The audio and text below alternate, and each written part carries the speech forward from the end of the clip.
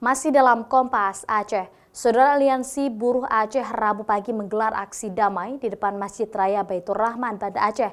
Sedikitnya ada 4 poin yang ditolak oleh para buruh dari revisi Undang-Undang Ketenagakerjaan oleh pemerintah.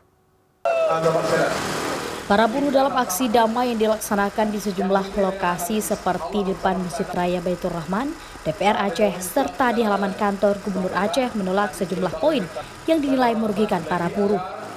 Sejumlah poin yang ditolak yaitu seperti menolak kenaikan iuran BPJS Kesehatan yang dianggap sangat berat bagi para buruh, menolak revisi Undang-Undang Nomor 13 Tahun 2003 tentang Ketenagakerjaan, menagih janji Presiden untuk merevisi PP 78 Tahun 2015 tentang pengupadahan, serta meminta pemerintah menindak tegas para pekerja asing ilegal. Akan melakukan aksi damai untuk menyampaikan aspirasi atau tuntutan para pekerja buruh dalam memastikan sebagai alat kontrol semua aturan-aturan yang dilakukan oleh pemerintah atau yang telah menjadi regulasi itu benar-benar dijalankan dengan baik dan tidak ada upaya-upaya yang bisa merugikan masyarakat pekerja. Di Provinsi Aceh sendiri, aksi dan orasi yang dilakukan oleh aliansi buruh berlangsung damai serta dikawal oleh pihak kepolisian.